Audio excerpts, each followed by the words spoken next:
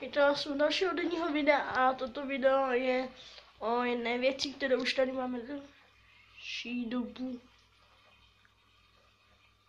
delší dobu, ale máme tam nové věci, rybičky. Můžete vidět, máme tady rybičku. A někde v tím jsou ráčci.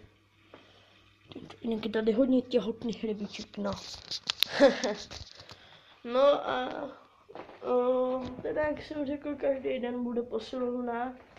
Takže jelikož my jsme cvičili s činkama, tak tento den bychom mohli věnovat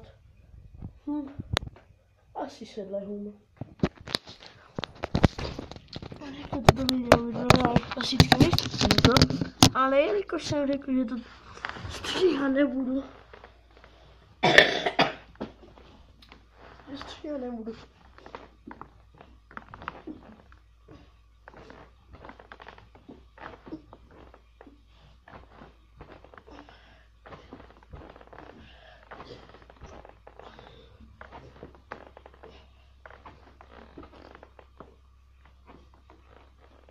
Tak, 10, toto opakuju denně 3krát, ráno 10, po obědě 10 a teďka 10. Mám takový prostě menší natažený budíček a takové věci, no.